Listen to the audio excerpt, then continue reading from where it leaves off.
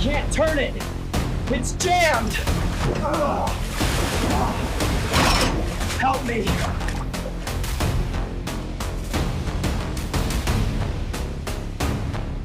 The steel coffin is screaming. 600 feet below the Philippine Sea, water hammers through ruptured hull plates with the force of industrial cutting torches. In the flooded aft compartment, 19-year-old Paul Bryce from Wisconsin claws at a jammed watertight door that will never open again. The bow tilts vertical. Men slide down the deck into the rising water. They have 90 seconds before the pressure hull implodes and turns 79 human beings into red mist. This is August 24, 1944. This is the USS Harder, and 5 minutes ago she was the most feared weapon in the Pacific Ocean.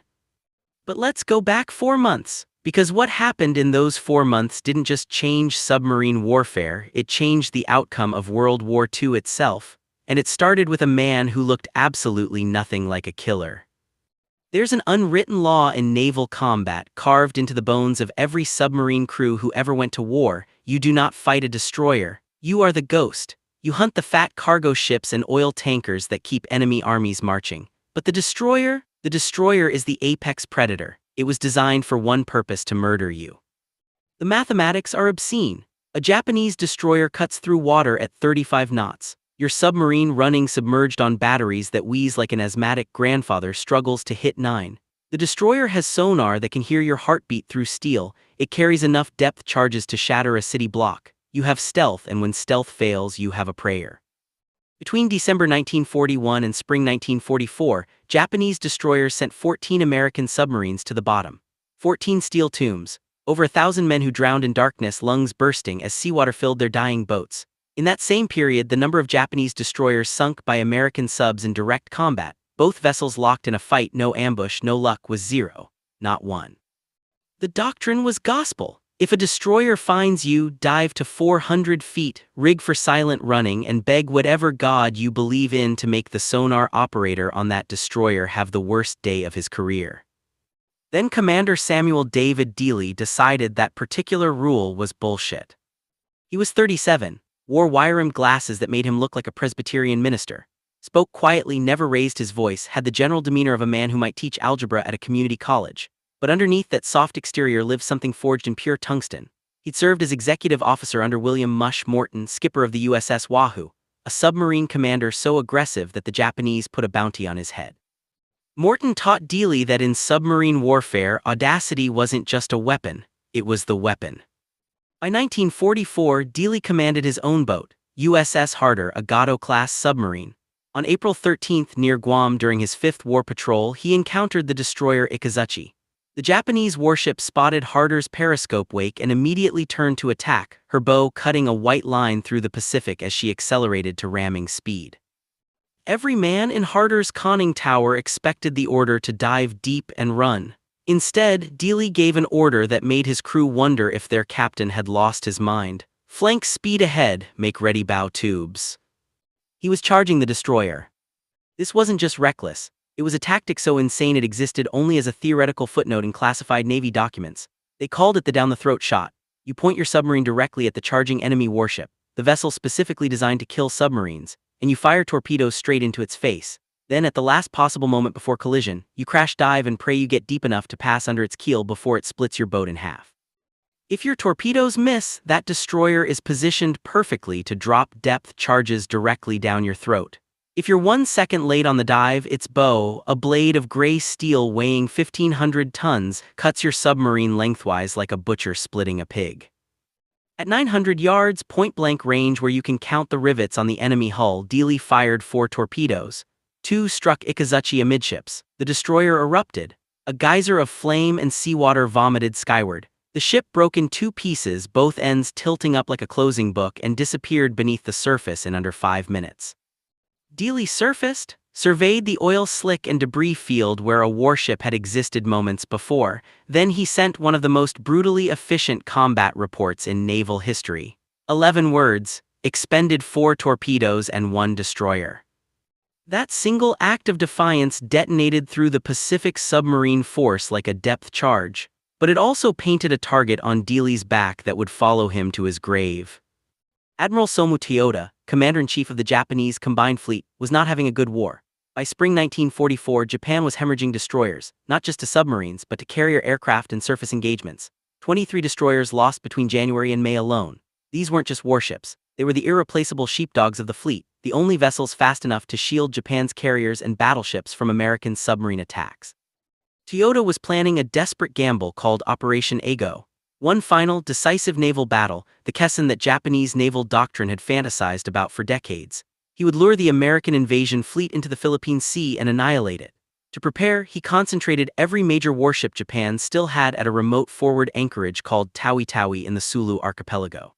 The numbers were staggering. 4 battleships including the monster super battleship Yamato, 9 aircraft carriers, 15 cruisers, 28 destroyers. The largest concentration of Japanese naval power since Midway, a coiled spring waiting to strike. American codebreakers at Haipo in Hawaii knew exactly where they were. Admiral Charles Lockwood, commanding the Pacific Submarine Force, knew exactly who to send into that nest of warships. He sent the one man who wasn't afraid of destroyers. He sent Samuel Dailey. The orders were simple: penetrate the defensive screen around Tawi-Tawi, operate undetected, and attack anything that moved. For 9 agonizing days, Harder was a ghost. She slipped between patrol lines, charted fleet movements, lurked just miles from the most heavily defended anchorage on Earth.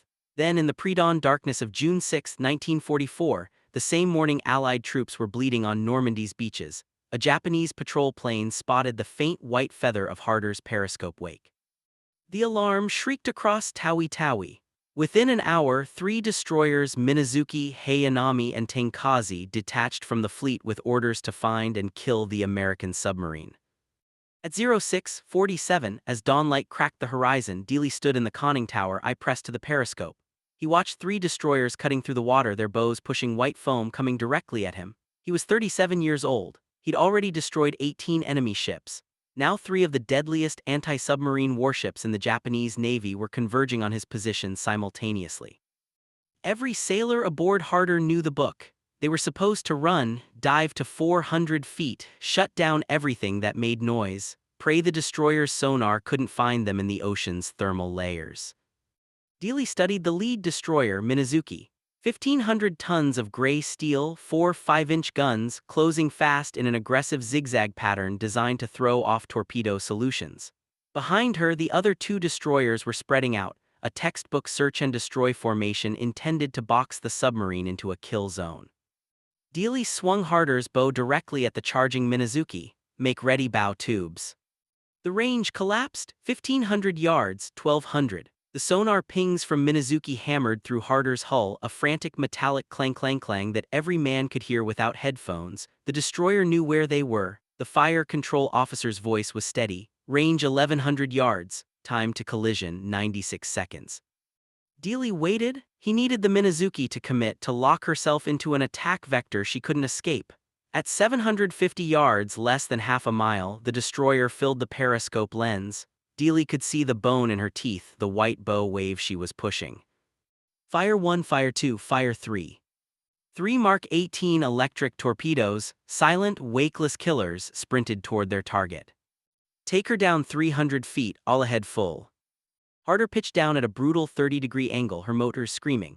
This was the moment where physics and luck decided who lived. 40 seconds after firing, 2 massive explosions shook Harder so violently that light fixtures shattered and cork insulation rained from the overhead like snow. Then a third catastrophic blast lifted the submarine's stern 6 feet out of the water before slamming it back down. Men were thrown from their feet. Gauges cracked. Someone in the forward torpedo room was screaming. Dealey brought the boat back to periscope depth. Where Minazuki had been, there was nothing but a column of black smoke, floating debris, and an oil slick spreading like a bruise across the blue water. The destroyer was gone, broken in half, swallowed by the ocean. But celebration was suicide. The other 2 destroyers, Heianami and Tenkazi, were racing away, not toward Harder but fleeing, dropping depth charges randomly as they ran. They clearly believed they'd stumbled into an entire wolf pack of American submarines, not a single maniac. Dealey let them run. He slipped into deeper water. 1 hunter was dead. When the report reached Admiral Toyota at 0900, he was incandescent with rage. He ordered 6 more destroyers to join the hunt. By noon, patrol planes were crisscrossing the sky above Tawi-Tawi every 20 minutes. the entire anchorage locked down on high alert. Samuel Dailey wasn't finished, he was reloading. He spent the rest of June 6 evading patrols, diving deep when aircraft passed overhead. Inside the submarine, the air thickened with diesel fumes, sweat, and stale coffee. The crew moved in silence. They were being hunted by the most powerful naval fleet in the Pacific. Their commander was preparing for round 2.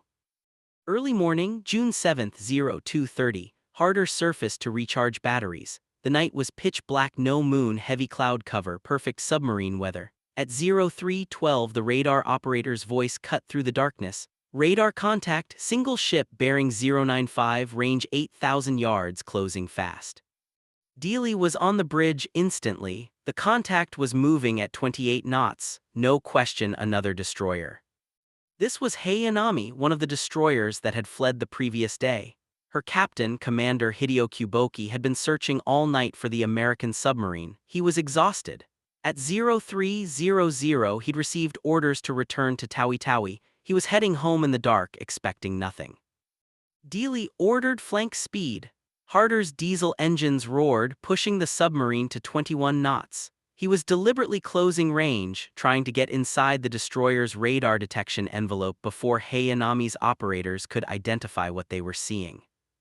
At 4,000 yards, Heianami's radar operator finally got a solid contact. Small, moving fast, he likely assumed it was another Japanese patrol boat returning to base.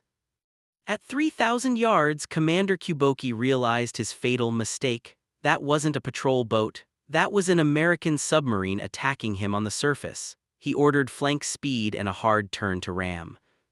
Too late. Dealey, standing on the open bridge with salt spray in his face, gave the order: Fire 1, Fire 2, Fire 3, Fire 4. From 2,300 yards, 4 torpedoes leaped from Harder's bow.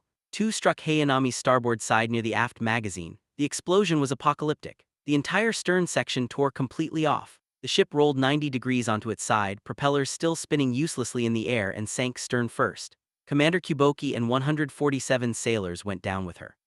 Crash dive? Dealey knew patrol planes would be overhead within minutes. He just sunk 2 Japanese destroyers in under 24 hours on the doorstep of their main fleet anchorage. This was no longer tactical. This was personal. Admiral Toyota was furious. 2 destroyers gone, sunk by the same submarine. This wasn't a nuisance anymore. It was a profound humiliation and a critical loss of his anti-submarine screen.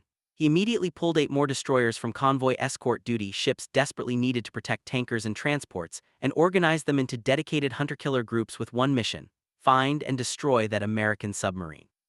Every Japanese destroyer captain in the area received identical orders: maximum aggression, no retreat, kill that submarine.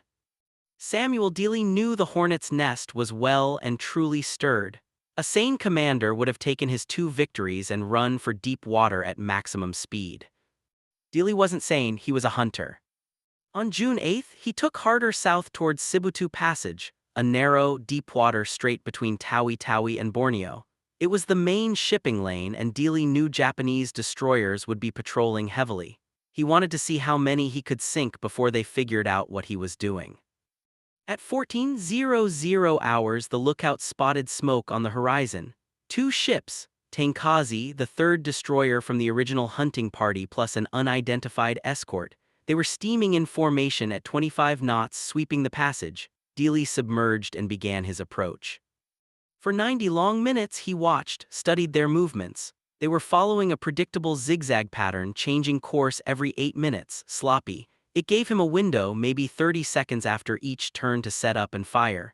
He positioned Harder directly in their path, raised his periscope, and waited. At 16:30, right on schedule, Tenkazi turned toward Harder's position.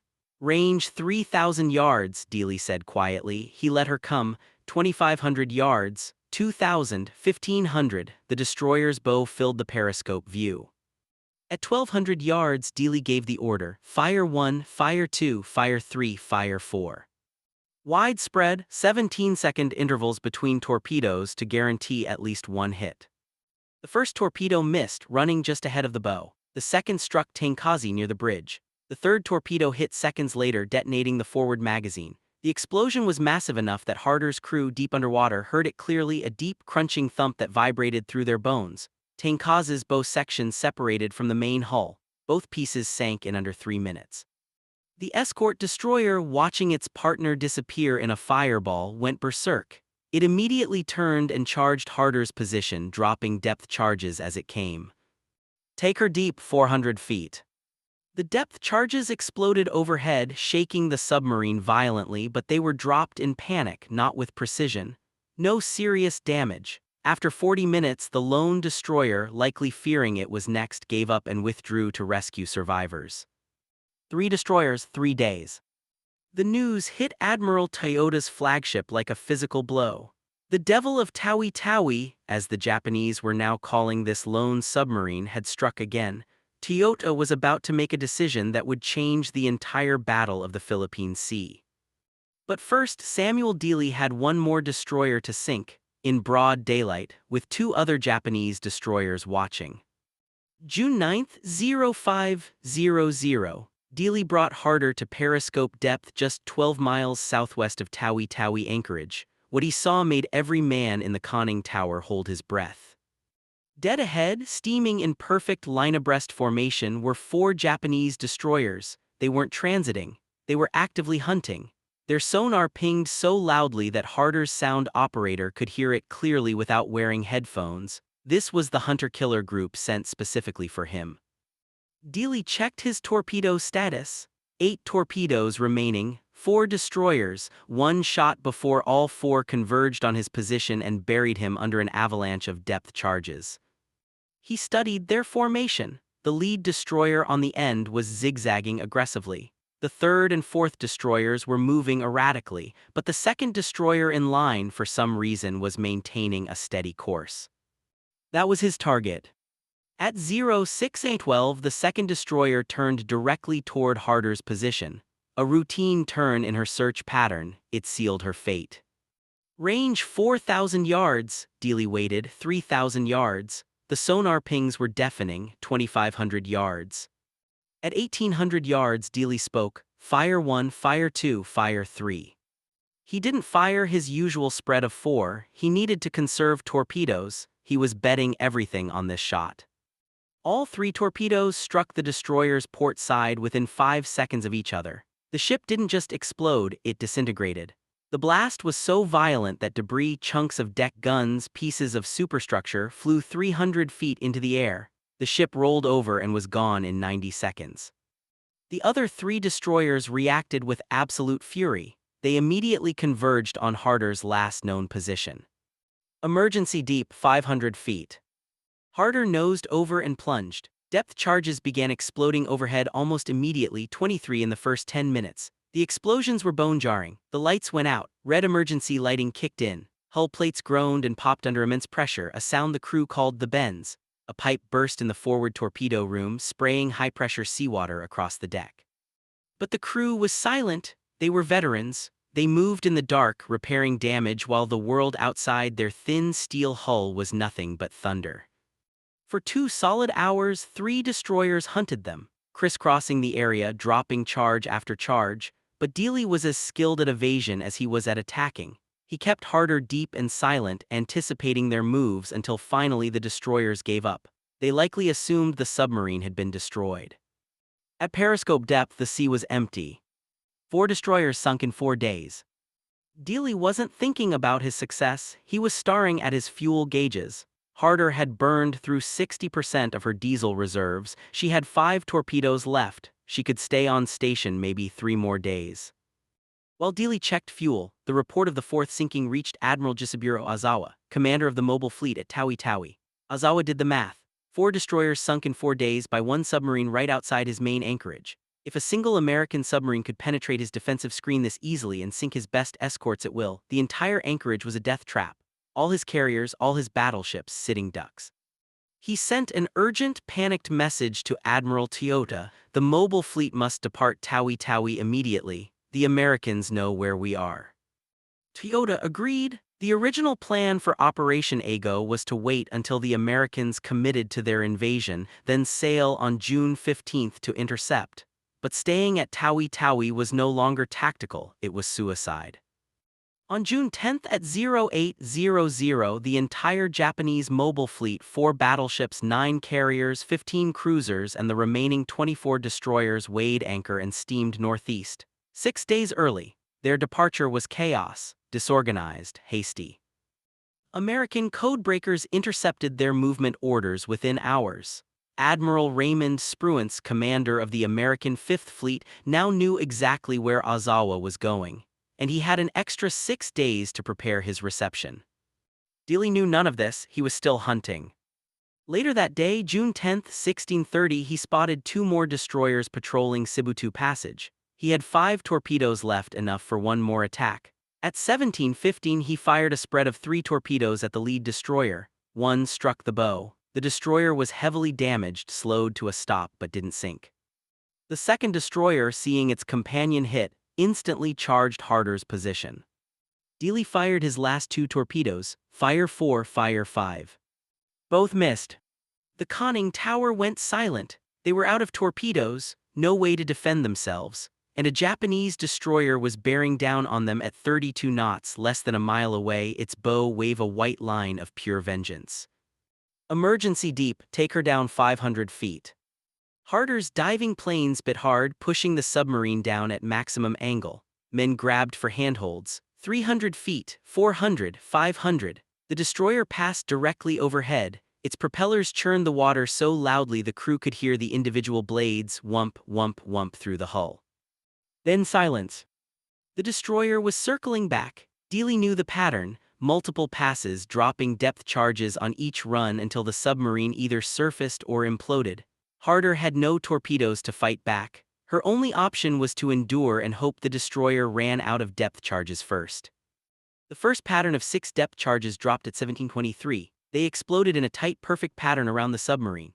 Harder rolled 15 degrees to starboard. Light bulbs shattered. Men were thrown against bulkheads. A second pattern dropped 2 minutes later, even closer. The explosions lifted the submarine's stern and slammed it back down. A hydraulic line burst in the control room, spraying fine oil mist.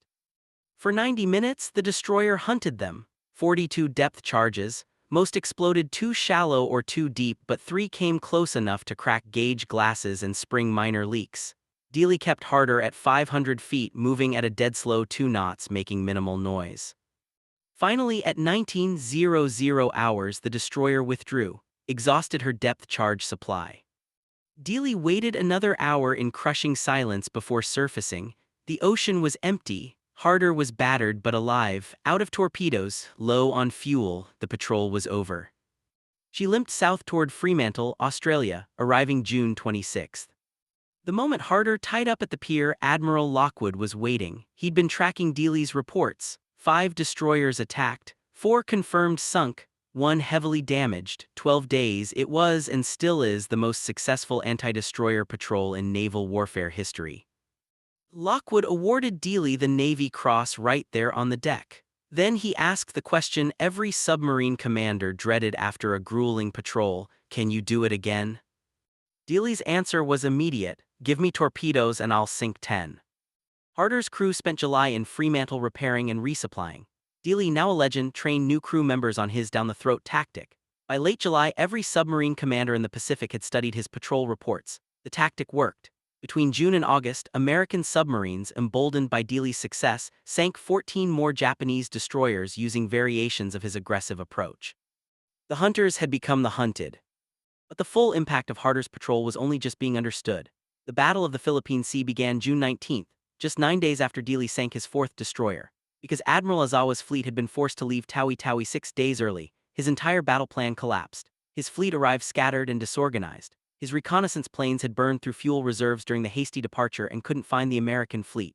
His destroyers were still regrouping. His supply ships were 3 days behind schedule. When American carrier aircraft found Ozawa's fleet, the Japanese were completely unprepared. The result was slaughter. American pilots, facing disorganized and undermanned Japanese air patrols, shot down 376 Japanese aircraft while losing only 30 of their own. They called it the Great Marianas Turkey Shoot. American submarines, including Kavala and Albacore, sank 2 of Ozawa's largest carriers, Shikaku and Teiho. American planes sank a 3rd, Hiyo. The Imperial Japanese Navy lost 75% of its carrier air groups in 2 days. It was a blow from which they would never recover. And it happened because one submarine commander, Samuel Dailey, was aggressive enough to sink 4 destroyers in 4 days, convincing the Japanese that their fortress at Tawi-Tawi was a death trap. Admiral Lockwood, in his post-war memoir called Harder's Fifth Patrol, the single most strategically important submarine operation of the entire Pacific War. On August 5, 1944, Harder departed Fremantle for her 6th war patrol. She was assigned to a 3-submarine wolf pack with USS Harder and USS Hake.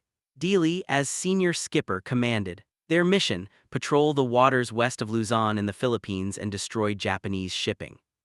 The patrol started with incredible success. August 21, the wolf pack sank 4 large cargo ships. August 22, Harder and Hato attacked coastal defense vessels, sinking 3. Harder was credited with 2, the frigates Matsuwa and Hibari. By August 23, Hato had expended all torpedoes and withdrew. This left Harder and Hake operating together off Dassault Bay. But the Japanese were learning. Their intelligence had tracked the wolf pack's movements. They knew where the American submarines were, and this time they'd sent something special. At 04:53 on August 24, USS Hake was submerged 4 miles off the coast. Through her periscope, her captain could see Harder on the surface 4,500 yards to the south. They were coordinating an attack on a Japanese ship. Suddenly, Hake's sonar operator heard the sound that made his blood run cold, echo ringing, close, getting closer. 2 Japanese escort ships, CD-22 and minesweeper PB-102, were closing fast on Harder's position at 18 knots, actively hunting. Japanese intelligence had intercepted radio transmissions between the wolf pack. They knew submarines were in the area. Hake's captain immediately ordered deep and silent. He watched through his periscope as the 2 Japanese ships closed on Harder. His radio operator frantically tried to warn Dealey. No response. At 05:30, Harder finally saw them. She crash-dived. Too late. The Japanese ships were less than 2,000 yards away. Dealey took Harder down fast at a 35-degree angle, but in his haste, his diesel engines were still running as he submerged, leaving a massive bubble trail on the surface, a perfect target. The sonar operator on CD-22 had a perfect contact, range 1,200 yards, depth 200 feet, still diving. At 05:47, CD-22 made her first pass and dropped a full pattern of depth charges, all set to detonate at 250 feet. The explosions bracketed Harder perfectly. At least 3 detonated within 50 feet of her hull. The pressure hull cracked near the after torpedo room. Seawater flooded in at tremendous pressure. The stern compartments flooded completely in 90 seconds. The submarine's bow rose sharply as the stern dragged her down. In the control room, Dealey would have been roaring, blow all ballast, emergency surface. But the compressed air system, fighting against the weight of thousands of tons of flooding water, couldn't save her. At 05:52, CD-22 made a second pass. This pattern hit even closer. The explosions ruptured Harder's main pressure hull in multiple locations. The control room flooded, all electrical power failed. At 600 feet, well below maximum operating depth, Harder's hull began to implode. Bulkheads collapsed, compartments were crushed like tin cans. This is where Paul Bryce dies, the farm boy from Wisconsin. He's clawing at that jammed door. The water is at his chest now, ice cold, rising fast. The lights are gone. He can hear men screaming in the darkness. He can hear metal groaning as the ocean crushes the steel around him. He has maybe 30 seconds of air left in his lungs. He thinks about his mother, about the dairy farm, about how he volunteered for submarine duty because the recruiter said it was elite, that only the best served in the silent service. He thinks about how the last letter he sent home said he was fine, that the war would be over soon, that he'd be home for Christmas. He will never see Christmas again. At 06:00, the Japanese ships reported a successful kill. Large quantities of oil, wood debris, and cork floated to the surface. They circled for 2 hours, dropping more charges to be certain. They recovered no survivors. All 79 men aboard Harder were gone. Commander Samuel Dailey, the destroyer killer, had been killed by the very escorts he'd taught the Navy how to destroy. The news of Harder's loss devastated the submarine force. Admiral Lockwood immediately suspended all operations in the area. the American public wouldn't learn the full story until after the war. But the Japanese knew. Admiral Toyoda received the report on August 26. The Devil of Tawi Tawi was finally gone. He ordered a commendation for the crew of CD-22. What Toyoda didn't know was that the damage was already done. The tactics Dealey pioneered were now standard doctrine. Before Harder's 5th Patrol, submarines ran from destroyers, after they hunted them. By war's end, American submarines using Dealey's down-the-throat tactic had sunk 214 Japanese warships, 4 aircraft carriers, 1 battleship, 9 cruisers, and 38 destroyers. Dealey's legacy was written in the wreckage of the Imperial Japanese Navy. On March 27, 1946, President Harry Truman presented Commander Dealey's Medal of Honor to his widow, Edwina, on the White House lawn. The citation read in part, "This remarkable record of 5 vital Japanese destroyers sunk in 5 short-range torpedo attacks attests the valiant fighting spirit of Commander Dealey and his indomitable command." The Navy named a destroyer escort after him. Harder herself received the Presidential Unit citation. Her motto, "Hit him harder," became legendary. Today, at the Naval Academy, instructors still teach the down-the-throat attack. Not because modern submarines would use it, our torpedoes are far too advanced, but because it demonstrates a fundamental principle. When your enemy expects you to run, charging is the one thing they can't defend against. The 79 men aboard Harder came from 38 different states. Farm boys from Iowa, factory workers from Michigan, college graduates from California. They volunteered for the silent service knowing the odds. 22% of all submariners who served in World War II died, the highest casualty rate of any branch of the American military. They knew the risk, they served anyway. The last survivor of Harder's crew, Paul Bryce, passed away in 2022 at age 98. With his death, no one who served aboard that legendary boat remains to tell their story firsthand. That's why these stories matter. The official reports tell us what they did, but they can't tell us what it felt like to hear those depth charges explode, to trust your life to the man at the periscope, to know that the steel coffin you volunteered to climb into might become your tomb. They can't tell us what it felt like to be 19 years old from a dairy farm in Wisconsin, clawing at a jammed door as black water rises around you in the dark. But we can remember, we can tell their story, we can make sure that Samuel Dealey and his 79 men are never forgot. Because they charged when everyone else would have run, and in doing so, they changed the war.